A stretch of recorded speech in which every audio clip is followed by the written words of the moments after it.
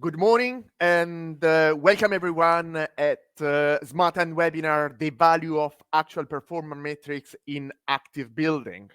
This is going to be a webinar of 1 hour, or a bit more than 1 hour, where we would like to present you the results of an effort that smartEn members started in early 2021 and concluded just a few months ago.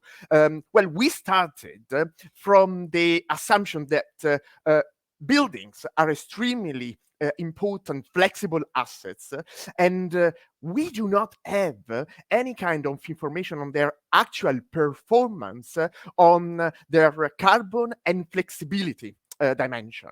There are some, if we are lucky, we have some theoretical information on their performance on some energy efficiency dimensions, but nothing really concrete on their actual flexibility and carbon performance. So we started identifying some metrics that could help at this kind of information to really measure the flexibility and carbon performance of buildings of different types, both residential and commercial buildings. And then we tested these in different buildings across Europe, thanks to the support of our members. And then the results of this effort is included in the presentation that we want to present officially today in this webinar. And so this is the scope and perspective of this webinar. Why this effort is relevant? Because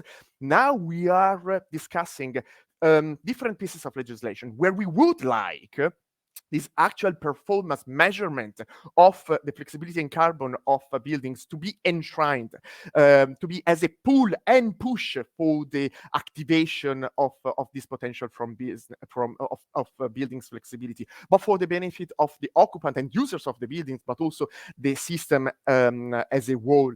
And indeed, we have the Energy Performance of Buildings Directive, but also the Renewable Energy Directive revision, in particular on provisions that are requiring system operators to share data on their carbon energy mix as close to real time as possible, but also the Digitalization in Energy Action Plan that is forthcoming. It is expected in September of this year to really ensure that there is a seamless communication between system operators, flexibility service providers, and owners of decentralized energy resources to enable them to share data, exchange data in the most interoperable way to really enable buildings, but also vehicles and industries to interact with the system. I am the executive director of smartEn, and smartEn is the organization that is behind this webinar, and it's a European business organization, as you can see in the next slide, of more than 75 companies that are offering on the market technologies and services, digitally enabled services, to allow buildings, industries, and vehicles to become flexible, to flexibly adjust their consumption, their storage, and on-site renewable generation. Today's webinar is following the following agenda. So in the next slide, you will see that indeed we are going to have Simon Anderson, who is the chair of smartEn Active Building and Home Committee, who is going to provide us with an overview of this effort, and so a presentation of the publication that you can already find online on our website, smarten.eu. And then we are going to have a presentation from Brian Matherway from the International Energy Agency, who is going to provide us with the international perspective on why, on the role of flexible buildings and how they can contribute to the clean energy transition. And then, indeed, we have the core part of this webinar, where 4 out of the 6 companies, smartEn members that tested our identified metrics, will provide the results of these efforts and the main takeaways, and why do we need the application of these metrics. And then, last but not least, we have Pau Garcia Audi from the European Commission, which is indeed going to provide us with an European the European Union institutional perspective, in particular from the point of view of the European Commission. Voila. In the next slide, just a very short reminder that, or at least information that indeed you can ask questions to the speakers to eventually clarify some elements. We want this webinar to be as informative as possible. So please try to send your question in writing, and then indeed the speakers that you are addressing your questions to will try to reply to you, so that indeed everything is sorted out and clarified as much as possible. Very good. I don't want to take further time. So in the next slide, I'm happy to give the floor to Simon Anderson, chair, indeed, as I said, of our active Buildings and Home Committee, who is going to introduce our webinar. Simon, you have the floor.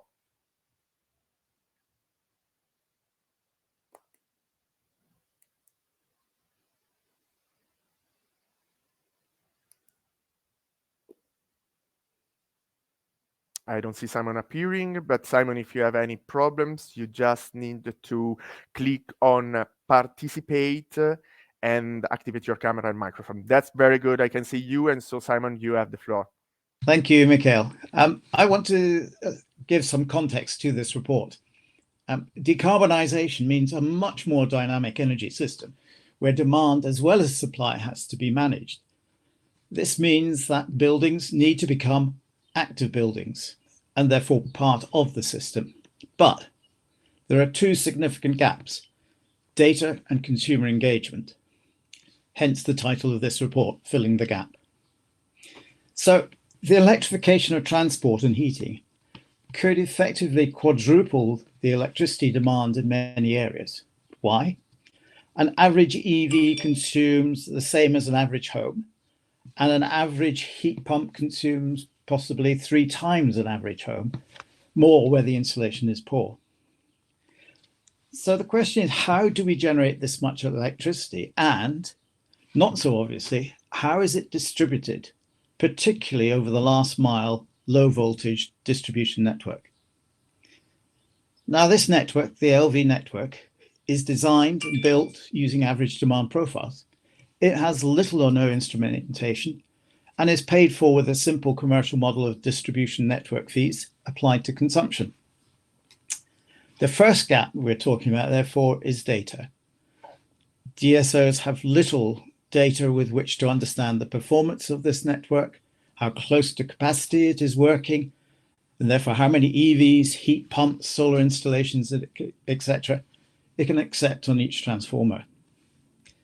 Flexibility offers an opportunity to optimize the available capacity, but it can't really be used because of this fundamental gap. The only measure of building energy performance is EPCs, which are static and also estimates. We're all aware there is a gap between these estimates and the actual performance of the building, but no one knows how big or small that is. Then there's a commercial model for flexibility. The upstream system has data, and therefore there is a viable market design for flexibility. This is not the case in the LV last mile network. So, whilst the technical capability exists for last mile flexibility, a commercial LV market design does not. And data is a gap that needs to be filled to make this possible. Now, technically, substations and transformers could be instrumented, but this will be difficult, expensive, and time-consuming. But as Lauren Schmidt, who will be presenting shortly, points out, end usage points and equipment such as inverters, EV chargers, etc., do have instrumentation. Therefore, this data gap can be filled through data agreements, enabling the system to evolve towards real measurements, both from building sensors and from virtual grid data sensors.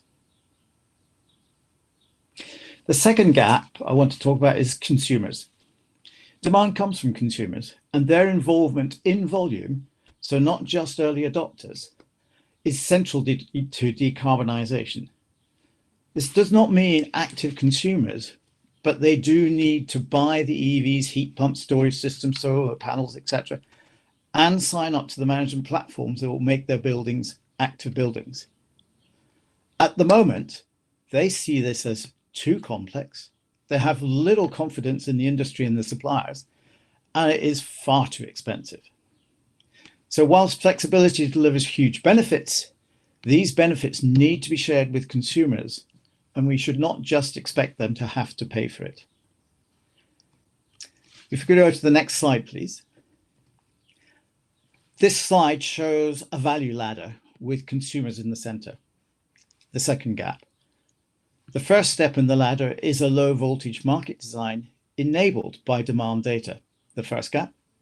This is an essential element to enabling the mass involvement of users and the delivery of the benefits that will attract the mass market. In turn, this will enable the political benefits. 2 years ago, we developed the set of metrics shown here, as Mikhail talked about, to show how data could be used to start to supply information required for the first step in this ladder. Decarbonisation is the outcome we are looking for, hence the first measure. Flexibility is central to maximising the level of decarbonisation achieved, and the second two measures show the available capacity and how much of this is delivered. The trial was then put in place to test these data sets and to establish the consumer benefits and reactions, filling the second gap. This report demonstrates the value of measuring a building's actual performance and its flexibility potential. Now, given the context of this winter and the role last mile flexibility could fill, we believe this is a very important contribution to energy security planning, as well as to helping meet climate change objectives. Thank you.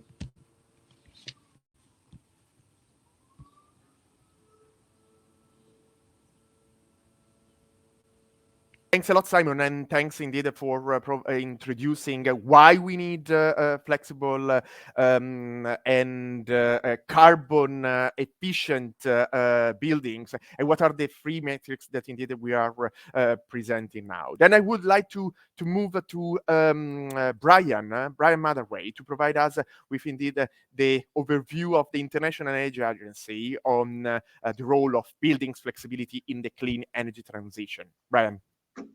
Thank you, Michael, and hello to everybody. It's a pleasure to be with you. Thank you for the invitation to participate in this important discussion. Let me start by saying that today in mid-2022, we've never seen such a strong focus on the demand side of energy systems, and including electricity. We see many governments, not just here in Europe, but around the world, thinking about the role of the demand side in terms of resilience, cost to consumers, energy security, and of course, decarbonisation. And we saw this, in fact, just a couple of weeks ago at the IEA's 7th Annual Global Conference on Energy Efficiency, where we brought together almost 80 countries, in fact, from around the world in Denmark, where we were kindly hosted by the Danish government, to talk about an action-oriented focus on energy efficiency and how to accelerate progress. And at that conference, we released some new research, which is available on our website, that really focuses on this decade. Why is it so important to lead with energy efficiency over the course of the decade between now and 2030 in particular? And what we found was, if you look at the pathway set out in the IEA's net zero scenario, that really, without an early lead from energy efficiency and a focus on the demand side, well, then the net zero pathway just isn't possible, or certainly much more expensive and much more complicated to deliver. And in fact, the difference between let's say business as usual and an accelerated focus on efficiency this decade means that by 2030, the amount of energy the world is using in its global energy system could differ by 95 exajoules, which is the current demand of China in total. So that's what's at play in terms of the opportunity to deliver very significant energy savings this decade. And in the building sector, in fact, it could go further, and that the building sector by 2030 could actually be using substantially less energy than today as a sector as a whole, even as it continues to grow in scale and in any energy service demand. Through efficiency gains, through flexibility, we could actually see overall demand itself go down. But progress right now is too slow. Annually, we're adding about 2% gains to our energy intensity globally. We need to double that this decade. We should be hitting about 4%. Just yesterday, we published our latest analysis of energy investment globally. And we find that in 2022, we expect investment in clean energy globally to grow by about 8%. What will be driving that mostly will be renewables, grids, energy efficiency, electric vehicles, and other demand-side instruments. Digitalization and digital technologies will feature very strongly as well. 8% isn't bad, but there's a couple of caveats. First of all, about half of that is absorbed just by higher prices. So half of the growth in investment we see doesn't deliver real progress other than paying for things that have become more expensive. Secondly, geographically, it's a very mixed story. In certain parts of the world, we're seeing much faster progress on clean energy investment than in others, and that's obviously a worry. So in our pathway towards net zero by 2050, and particularly focusing on this decade is all about energy efficiency, electrification, and of course, penetration of clean sources of electricity and energy more generally. And therefore, digitalization is central. The penetration of digital technologies to really prepare grids and infrastructure, energy using infrastructure for the future is a very urgent task. It makes us think about energy efficiency in a different way, as we've already heard, to think about concepts such as time of use, location of use, that aren't always in the mindsets of energy efficiency policymakers, where we tend to think of the energy use of a building over the course of a year. Now we need to know about its energy use, its energy demand at different times of the day, different seasons, and in different parts of the system. All of that is understandable in theory, how we move from one paradigm to another, but it really is a focus on practice. And that's why I commend the focus of today's workshop on real, practical, what's really happening on the ground and how can we understand that, how can we measure that better. Because certainly what we're hearing from governments around the world is that they want to talk about the real actions that they can take to develop this system of the future. Let me just say a few words about some of the things we're working on that I think might be of interest, and we're very happy to discuss further with you. First of all, the IEA has a cross-agency initiative we call Digital Demand-Driven Electricity Network, so 3DEN for short, which focuses on how to accelerate progress in power system modernization, and particularly on effective utilization of distributed energy resources, flexible buildings, heat pumps, electric vehicles, solar PV, all of that kind of technology, with a focus on better policies, better regulation, the emerging technologies, and how to drive investment. Just a couple of months ago, in fact, we launched a couple of roadmaps, particularly focused on the Southeast Asia region in collaboration with the ASEAN ministries. One roadmap on energy efficient buildings and construction, and a second on energy efficient space cooling, which of course is a key issue for that region as it is for many regions. Both of these roadmaps set out in a lot of detail how to chart a path towards much more efficient and low carbon sectors. And of course, digitalization and smart solutions are central. And it's very clear that this will be a key theme in discussions. And in particular, in the next phase of our work with the Southeast Asia region, we in fact have, in just a couple of weeks' time, a training event for a week that we're holding in collaboration with the Energy Market Authority of Singapore, focused in particular on grid interactive buildings. And I think a lot of the issues that we're talking about today will feature there. I mentioned at the start that we recently held the 7th annual Global Conference on Energy Efficiency that the IEA established to help raise the profile of energy efficiency at ministerial and CEO level, and to help foster a global action-oriented conversation on how to make faster progress. And it's a sign of the pertinence of this issue and the salience of this subject that this year was our biggest ever event, and included for the first time ever a closed-door ministerial session that led to a joint statement by ministers from many of the major economies around the world, many European states, North America, but also Asia, Latin America, Africa, and all regions represented, where ministers came together to acknowledge the central role of energy efficiency in terms of helping consumers lower their costs, in terms of improving energy security and resilience, and of course, in terms of leading the pathway towards net zero energy systems as soon as possible. The joint statement also called on all governments, industry and stakeholders to put a stronger focus and accelerate action on energy efficiency. So really, this decade is crucial. For net zero pathways, energy efficiency needs to lead first. But even more so here in 2022, when we realize that consumers around the world are suffering from high prices, there's many concerns in many parts of the world about the security of supply, particularly here in Europe. And therefore, this calls for strong and urgent action on all of the issues we're discussing today. As we move forward and as we think about new ways of thinking about electricity systems in a smart, interactive, system-oriented way, then connectivity, flexibility, and the measurement and monitoring and valuation of that all become central concepts. So I really think today's event will be very important for putting a practical focus on how this can be done, and we're very pleased to be a part of it. So thank you for listening to me. Thank you.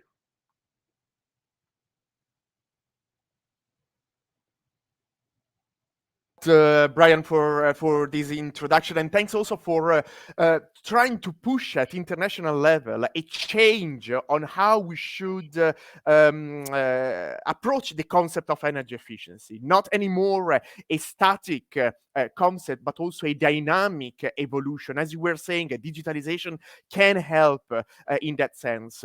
And so we should have a more efficient consumption because it's time dependent, because there are it will help integrate more variable renewables, but also it will help to shift consumption to moments where there is a peak demand. And so where these are moments indeed where gas plants are more operational. And so shifting or reducing this kind of demand to other moments will also reduce the dependency from Russian gas specifically, so timely in this very moment. So thanks also for your work on grid interactive buildings, and happy to keep the cooperation with you and the International Energy Agency in that sense.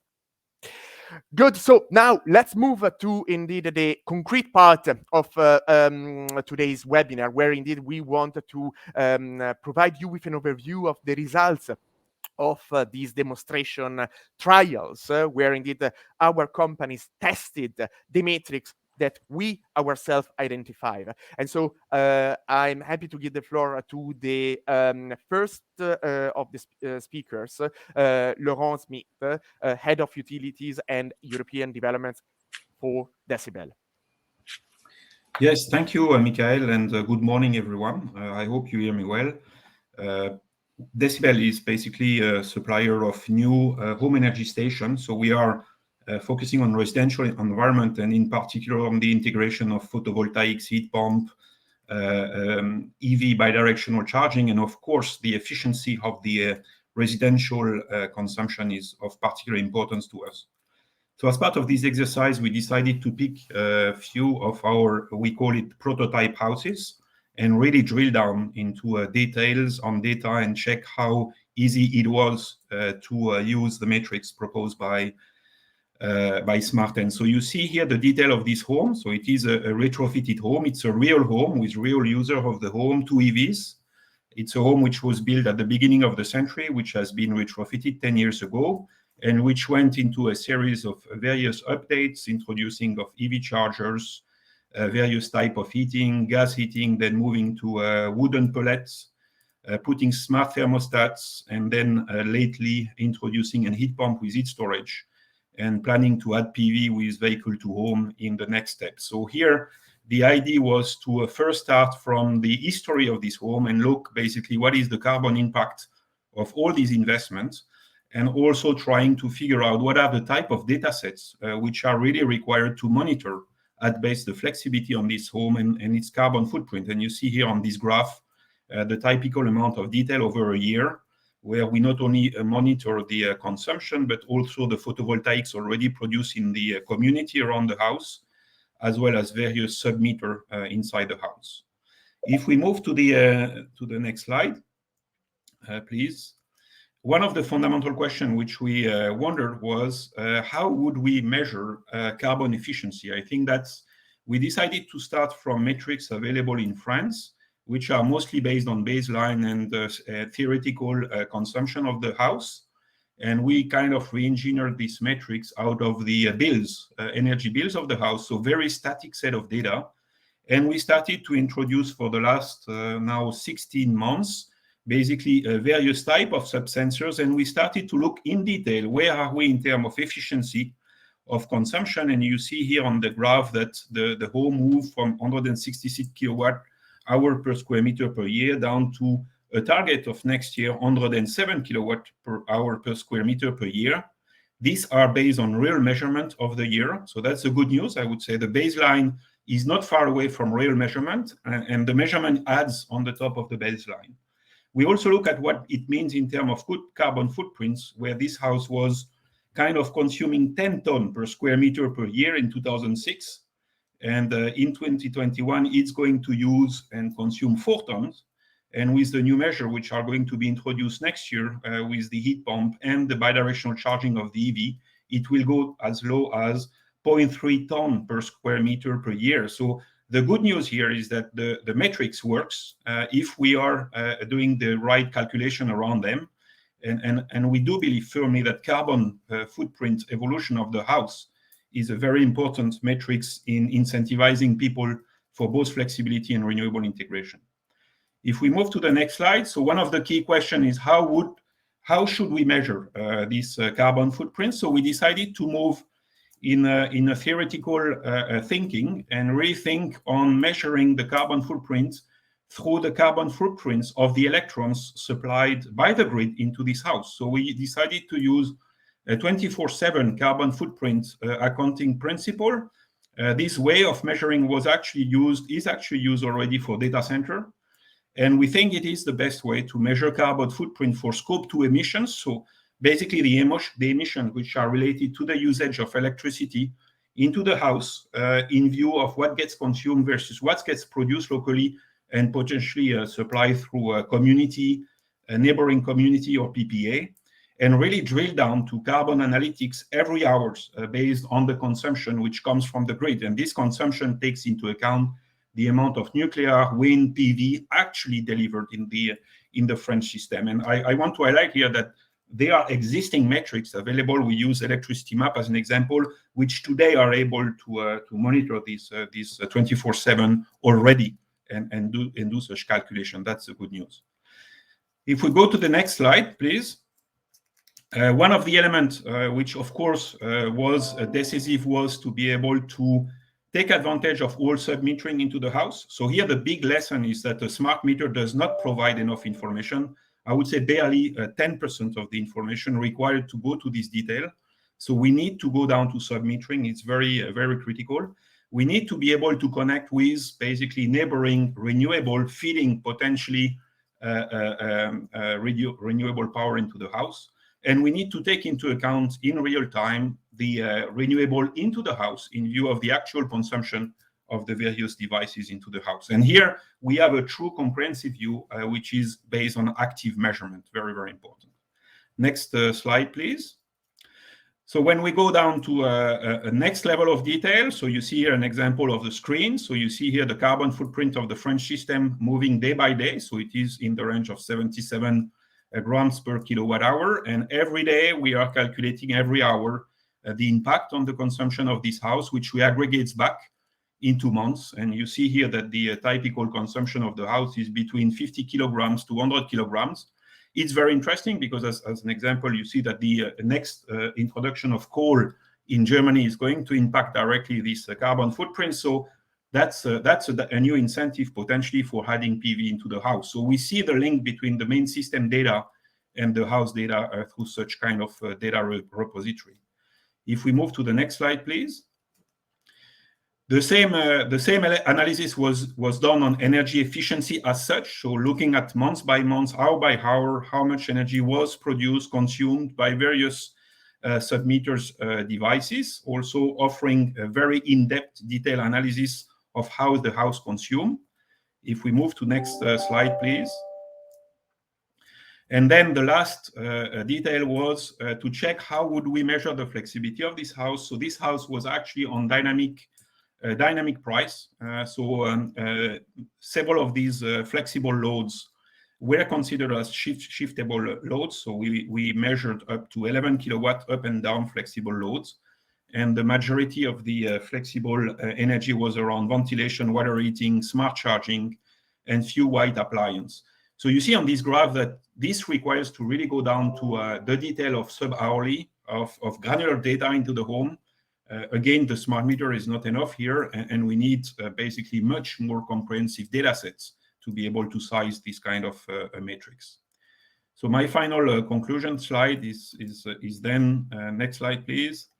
So what we really learned from this exercise is we really need to move to measurement-based metrics. So basically what we do today on buildings with EPCs do not make sense anymore in a dynamic system, simply said.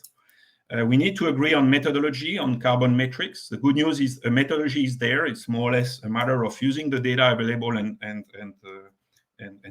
doing the right calculation. The sub-metering is very important. So being able to access to these sub-metering devices and data is essential. So we do a lot of work in the digital group of smartEn around this specific aspect. And interoperability is really as the core. So by no means we should have sub-sensors for every sub-device in the home. So basically every DR in the home should come within all own sub-sensors with already interoperable interface and basically feed the right amount of data to the people managing efficiency into this house. So that's the outcome of our journey. Very happy to respond to questions later, if any. Laurent, indeed, don't hesitate to ask questions. Invite it to Laurent, and Laurent will be happy to reply to them. Let's move then to the next speaker, and we have Veikka Pirhonen, head of virtual power plant solution at Siemens, that is going to show us how he applied our matrix to a building in Finland. Thank you, Mikael. And hello, everyone. I hope you hear me well. And if you just go to the next slide, I will explain our example, how we tested the matrix with the smartEn community here. So this is a shopping mall here in Finland called Sello. And it is quite a large, in Finnish scale, quite large shopping center. And it's not your average mall, so to say, on the flexibility management. So the building itself, it's very, very much, let's say, connected and under control and management. So everything that consumes electricity is measured and under control. And in implicit demand side flexibility, in the implicit way, it is participating by exactly shifting from 1 hour to another, following if there's spot prices in electricity very high or low. So there are loads that can be shifted from 1 hour to another. And in the implicit side also, we are supporting the district heating network provider so that we can exactly shift from 1 hour to another, heat more or heat less, so that the district heating network provider can avoid the peak production of heat. So that's one of the implicit ways. But here in this report, in this exercise, we focused and we concentrate on the explicit demand side flexibility management. And that is then the TSO's frequency container and reserve marketplaces. So as the building can exactly manage most of the assets, that makes then quite a, let's say, a lot of loads that have, let's say, very short response time. The HVAC, the chillers, EV chargers. So it's very fast reaction. So that then we have been tested to the transmission service operator Fingrid, the TSO, that it is capable of reacting in such short notice that we can follow the frequency in the network and then adjust and use more power or less power within seconds. So it makes most of the hours capable of participating on the TSO's frequency container and reserve marketplaces. And this is then compensated by the TSO, so it gives additional revenue to the building. But more importantly, then the TSO is capable of buying the flexibility instead of producing it itself. So instead of making the flexible production exactly by gas turbines or other let's say more old-fashioned ways, if you buy the flexibility from the market, it's of course then not producing any emissions. And let's say that in this exercise with this matrix that you can find in the report, it is very clear that the buildings, and this particular building also, it's not only the implicit but also very explicit marketplaces it's capable of participating, and that kind of, let's say, gives proof points or proves that the buildings will be important as a way to get flexibility on the demand side to really support the sustainable transition, sustainable green transition, to not produce more flexibility production, but exactly get more flexibility on the demand side. I think this is very good result and very good report to done with the smartEn community. Any questions? Happy to answer in the future, and thank you for attention. And the figures on these demonstration trials can be found on indeed on the paper that is available on our website, where we are indeed listing and presenting in details all these application of our matrix in the different types of buildings that we tested. Then let's move to Giulio Troncarelli, chairman and founder of What's that indeed tested our matrix in a commercial buildings in Italy instead. Giulio. Yes, thank you, Michael. Yes, we can go to the next slide, please. Yes, next one. Okay. First of all, I want to thank you for your attention. Just a few words regarding What's that. We are a software as a service company, and we deliver digital services using our multi-cloud platform. So we are not an aggregator, we are a technology provider. Just to introduce our business case, we want to focus your attention on what we mean regarding the active building. In our opinion, we decide to analyze the building as a black box, and we have a lot of streams of information. So we have collected with streams from energy prices. We get information regarding the streams of grid carbon intensity, using also we, as our colleagues, the electricity map. And then we collect information regarding people needs, because our business case was focused on a large commercial mall that was 10,000 square meters, so very huge, large commercial mall. Then we analyze always from a data point of view, what are the energy efficiency resources that are natural within the building. In particular, we focus our attention on thermal inertia. And all these streams of data were managed by our platforms in order to define what is the optimized load profile. And in particular, we wanted to demonstrate that it's possible to assess the flexibility of the building, something that we say the natural flexibility of the building, because we use thermal inertia. So please, next slide. Okay, this is where we started our analysis. In Italy, we have a lot of heat waves. They are a problem. Heat waves is a problem both for people, but also for the grid. And what we want to demonstrate is that it is not only possible to measure the flexibility, but also use the flexibility to have a solution to this problem. And in our opinion, the solution must be with a benefit for people that use the mall. And so what we analyze in the business case is the relationship between the use of energy and the comfort conditions that are within the building. So let's go next slide.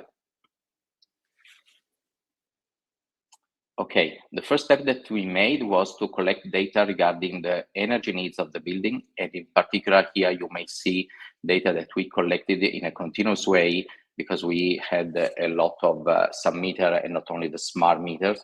and a lot of sensors that measure the temperatures, internal and external. This is important because heat pumps that we use as a flexibility asset are designed for in specific operation conditions, but the use in the real world is very different. So the first thing that we do is to analyze the behavior of the building as a whole. This was during COVID period, and so we had a lot of difference between design conditions and operation conditions. For example, it was not possible, it was not allowed in Italy to use the recycle of the air, and so it was a huge change in the use of energy by the heat pumps. Next slide. Okay, if we characterize the energy consumption with data, so it's continuous, it's different in different boundary conditions, we then analyze within day, and so on a hourly basis, but also more in detail, what is the load profile of the HVAC system. And in particular, we try a sort of design of experiments in order to assess the flexibility, measuring what is the impact of reducing the load, the consumption of the HVAC system with the condition, internal condition in the building. Here you may see that was last year, just in June, it was a heat wave in Italy. This is a building based in Rome. The outdoor temperature was 36 degrees, and switching off all heat pumps, we had for 1 hour just only 0.3 degrees in change within in temperature, internal temperature. So this is a measure of the thermal inertia. So we can use in a flexible way HVAC to, for example, in this case, reduce the energy consumption, but also the peak of power. Next slide, please. We measure also some possible side effects. In this case, what is the spike of power or the spike of energy when we switch on the heat pumps. And here you may see that the time of switch off is larger, but in any case, we had not significant variation within the internal temperatures in the building. Next slide. And so we are to define what we call the flexibility signature matrix. So this is the maximum reduction in terms of kilowatts that we may sustain for 1 hour. And if we do this kind of reduction, the internal temperatures is no higher than 1 degree, 1 centigrade degrees. And so this is we do not introduce any discomfort.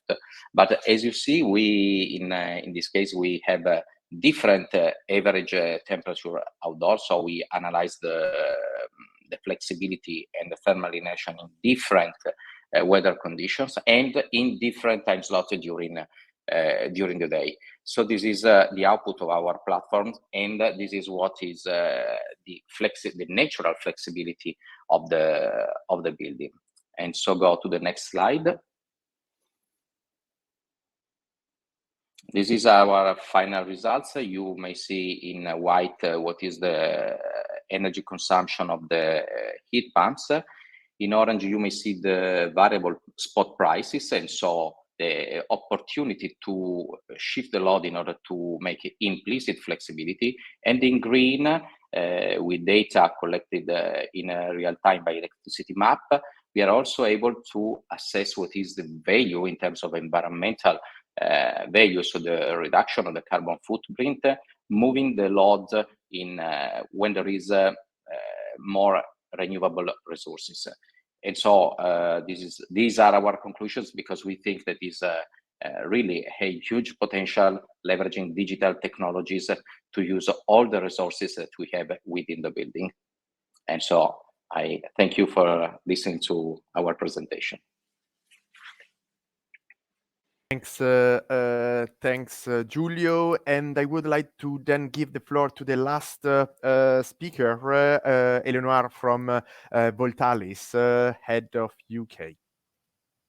Thank you very much. Good morning. Could I have the slide, please? So Voltalis, we are the leading independent European aggregator working in demand response from buildings. We have over 12 years of operational experience and have installed our demand response systems in over 150,000 dwellings and buildings in Europe.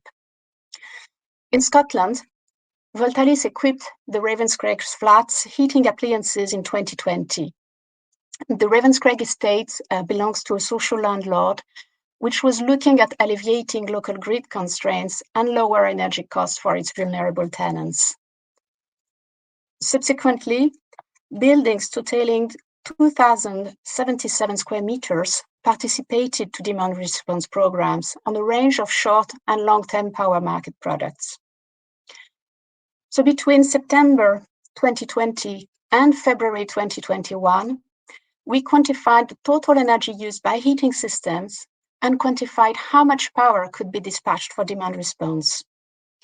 We also assessed how much energy was saved thanks to a better use of the heating systems through demand response programs, and we also quantified CO2 reductions. During this period, 2.7 tons of CO2 were saved, and participating households saved on average 12% energy.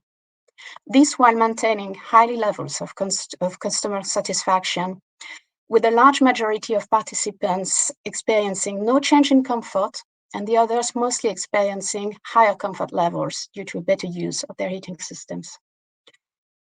Participants also highlighted that they felt more in control as we gave them access to energy management tools in near real time. Next slide, please. So indeed, demand response can be used on most electrical equipment. Voltalis has already equipped over 1 million appliances and has been operating on power markets for over 12 years. Demand response from buildings at aggregated levels is adapted to European power needs. Building power usage is important and flexible. It's also growing as countries work towards decarbonization and therefore electrifying heating systems. Demand response from buildings has no impact on the end user. Assets can be flexed in real time while maintaining comfort levels and households getting on with their lives. And because we assess and maintain users' comfort, households are quite happy to supply flexibility to the networks, this in large numbers. However, to unlock this flexibility, we need automation. Indeed, consumers do not have the time nor availability to physically switch off appliances when the systems need it. Electrical appliances need therefore to be smart and connected. However, relying on new connected appliances would take decades to be rolled out at each country's level. This is where fitting DR systems on existing appliances is key to building flexibility. You don't need to change appliances, it is cheap, and it can be quickly deployed at large scale, given the right regulatory conditions. Moreover, what we experience as well is that already stretched consumers aren't inclined to pay individually for flexibility. This is because automation has a cost, and it brings only little benefit at individual level. This cost, however, is negligible compared to the value for the whole energy systems. Flexibility must therefore be free to the end consumer and financed by the markets. DR, demand response, must therefore have access to all power markets. This is provided for in the Clean Energy Package, with DR participation in all European power markets as an alternative to generation on a level playing field. This will allow for investment in the technology and for the buildings to offer their flexibility in large numbers as soon as next winter, which will unlock the necessary gigawatts of demand response. We all need it for the system to stand up and to support the transition from fossil fuels to a carbon neutral society, this while alleviating costs to the end consumers. Thank you.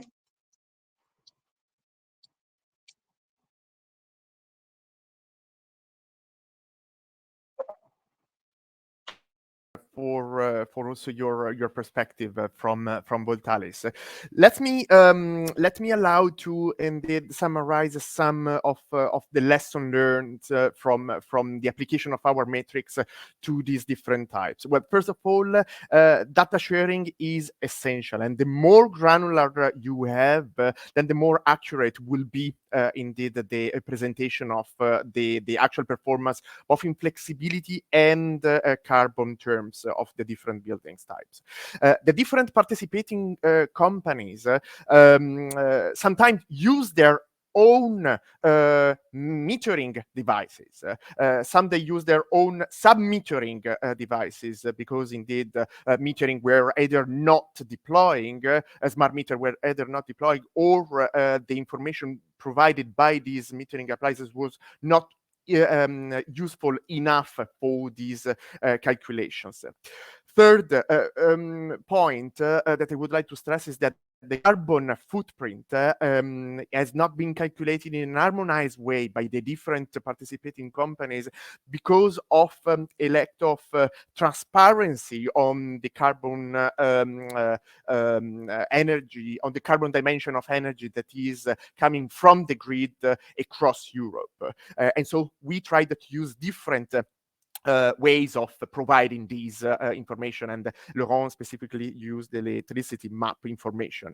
Then we saw a sometimes very large discrepancy between the matrix that provided information on the maximum available flexible capacity and the actual delivered capacity. And as Eleanor from the last presentation stressed, this is notably due to some regulatory barriers or blurring signals that are not allowing consumers to either participate to markets or receive the signals to then deliver these flexible capacity that is already installed in their buildings. And last but not least is that when applying these metrics, we will have figures. And these figures could be the baseline that could then help to have to stimulate further improvements of the flexibility and carbon performance of buildings.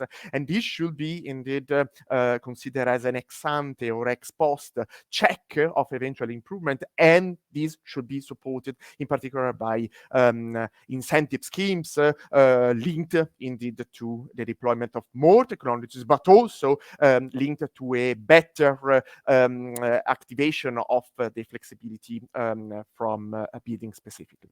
So I would now like to give the floor to our colleague Pau Garcia Audi, the policy officer from DG Energy of the European Commission, to indeed provide the perspective of the European Commission. Pau, you have the floor. Thank you very much, Michel, or Michael, sorry, I don't know exactly how to pronounce your name. Well, good morning, everybody, and thank you very much for inviting us to be here today. I will try to provide a little bit the perspective of what we're doing at EU level from the policy perspective. Just to point out also, I will mostly be concentrating on the buildings aspect. I will say a few words at the end more towards the grid aspect. So next slide, please. And the next one, because that's just the cover. And sorry, I completely forgot. Sorry, these days are very busy and my head is all over the place. My name is Pau Garcia. I work at the DG Energy P3, which is the unit dealing with the with energy efficient buildings and product. But I also, of course, work very closely with other units within the DG that deal with other matters related to smart technologies. So. Main provisions on smart technologies. Most of this comes from the energy performance of buildings directive.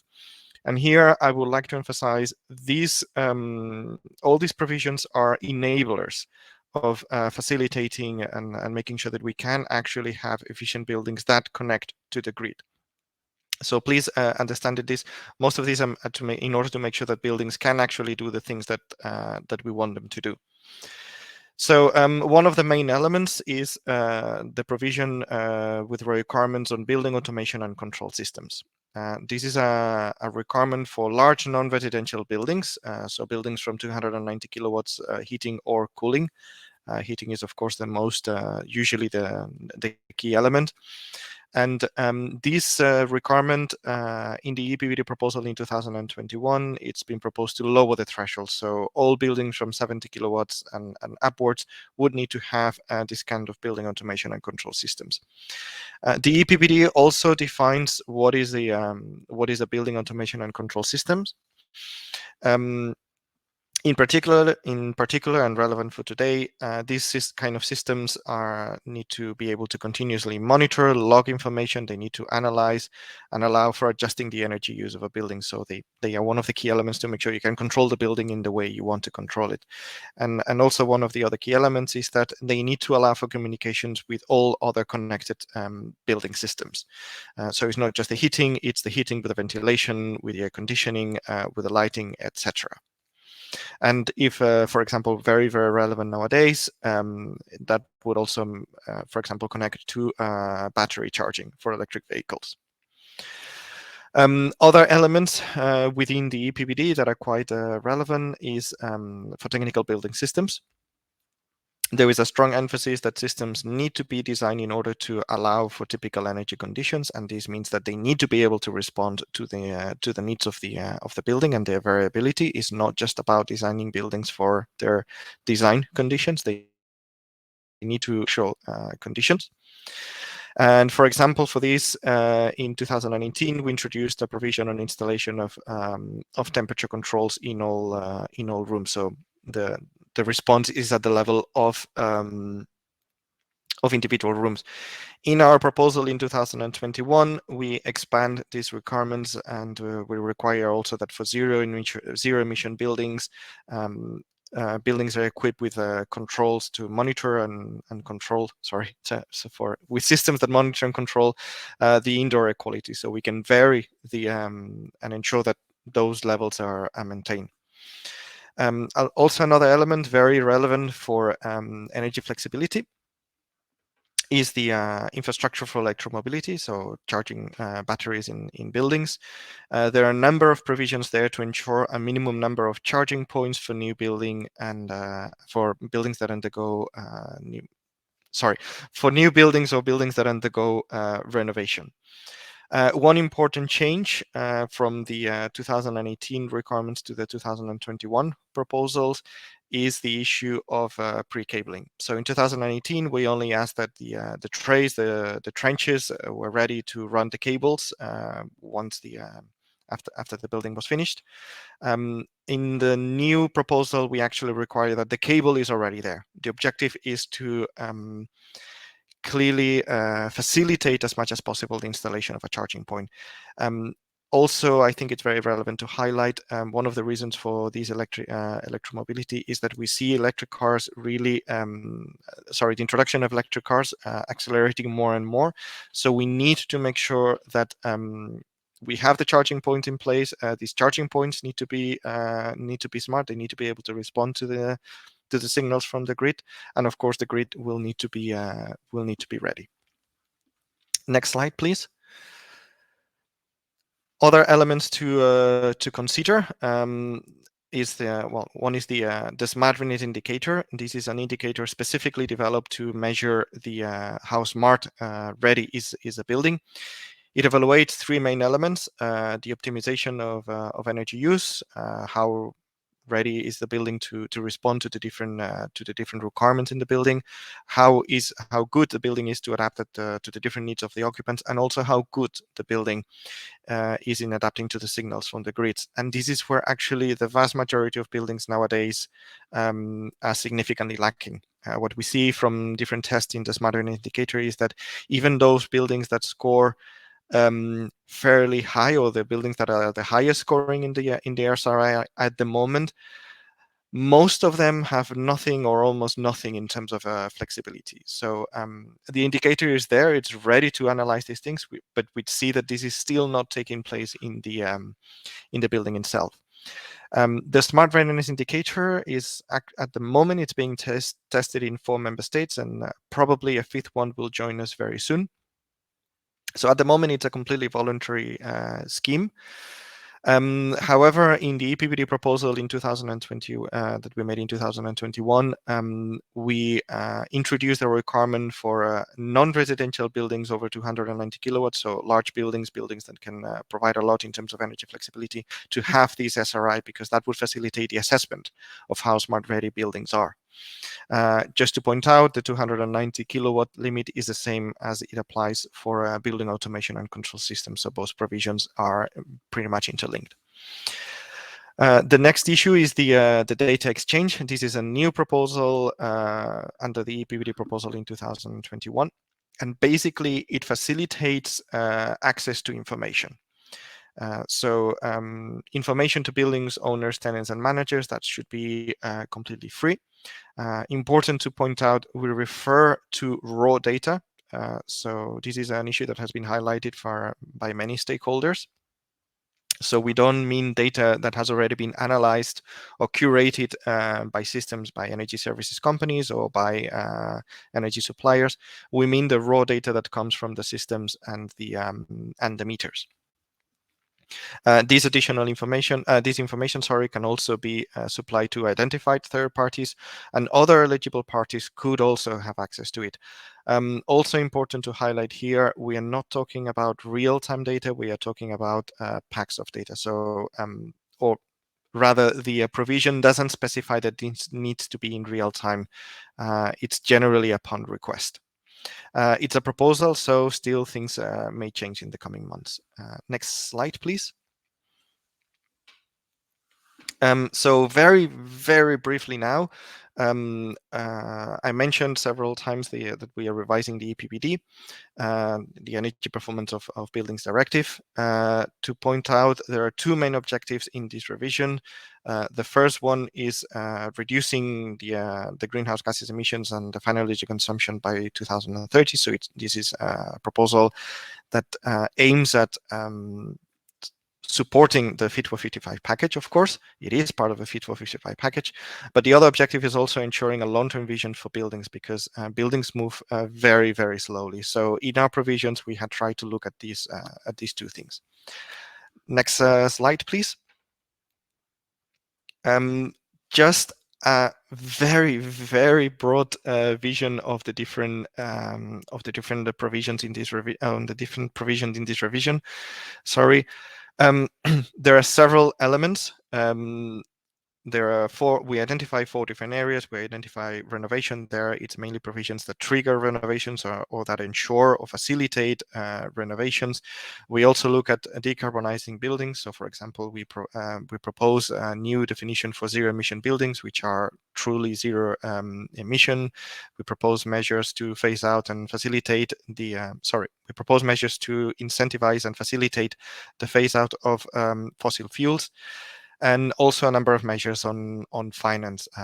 This is a complete different issue, but sorry, this is a subject for another day. Maybe I don't have a lot of time, but finally identify that the fact there are a number of elements related to modernization and system integration. I've spoken about most of them, and that is really to make sure that buildings are ready to be part of these larger energy grid in the future. Next slide, please.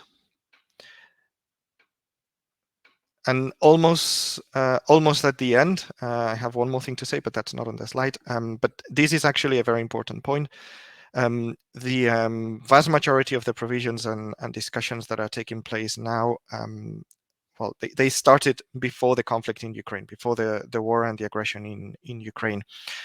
We now have the Repower EU package, and basically what is coming down to it at the moment is that we need to ensure that we are completely independent from Russian gas and other energy exports by 2030, and we should actually do it as fast as possible. So there is a much more clear need for urgency in applying all the measures that I've described so far.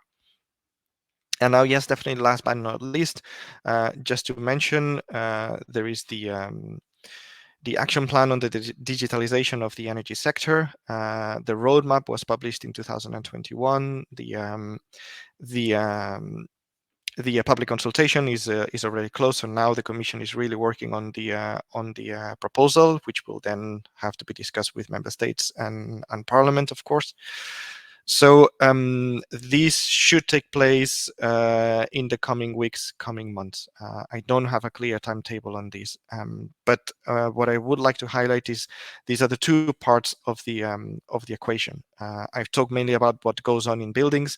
The digitalization of the energy sector is really there to facilitate the exchange of information between energy suppliers, energy services, buildings, users, etc. So what I'm trying to convey is that we're looking at the two elements, make sure that we can generate and provide the data, and then that this data can flow as much as possible.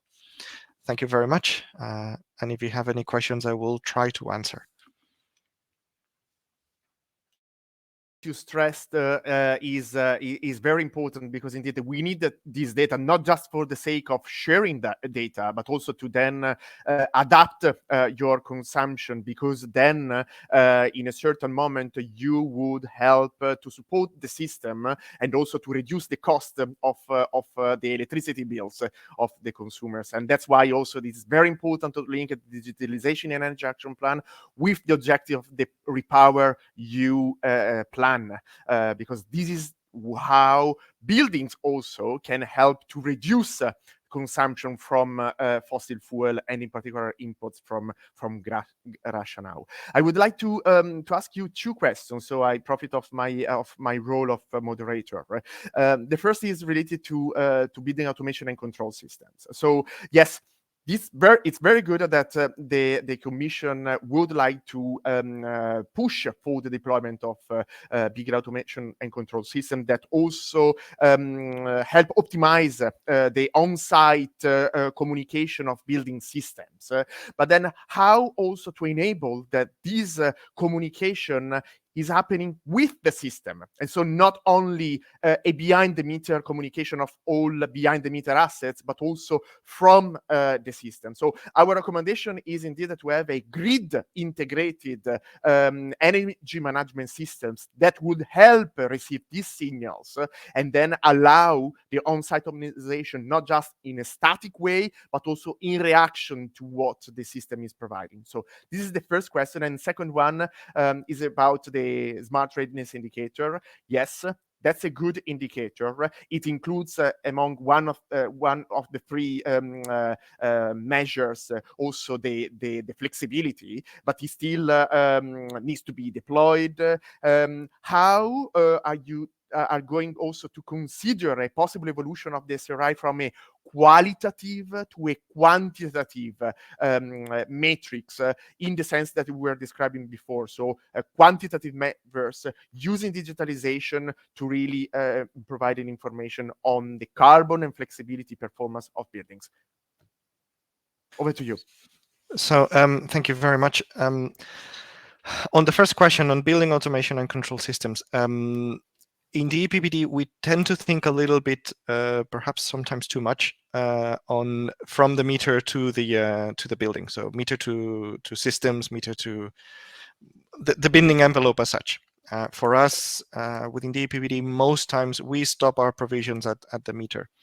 And what you mentioned, it kind of falls in the cracks. Because other directives go from the meter to the outside. So where does the obligation, or where should the provision on making sure that the back systems communicate with the meter?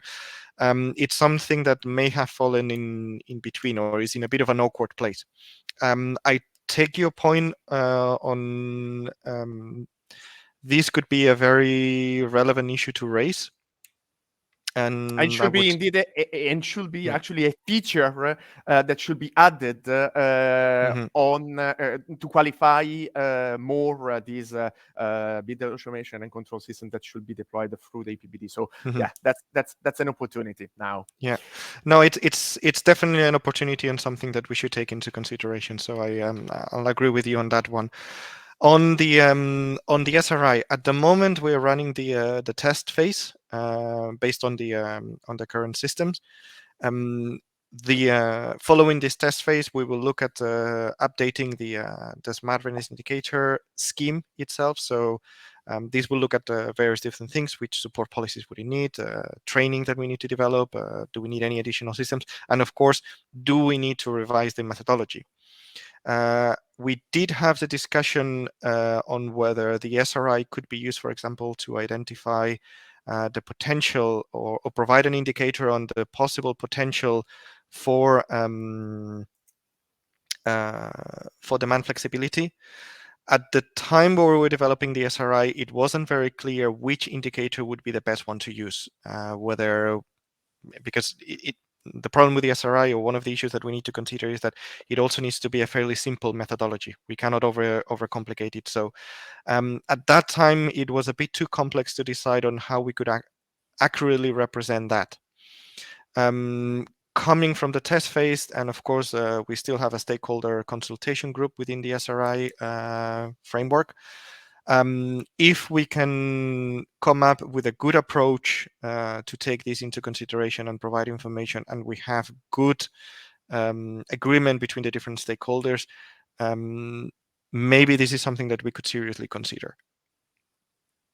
Very good. So our publication fits with the purpose, because indeed there we are proposing two metrics specifically on the actual measurement of flexibility, both in maximum available capacity and actual delivery. So it's both a kilowatt and kilowatt hour matrix.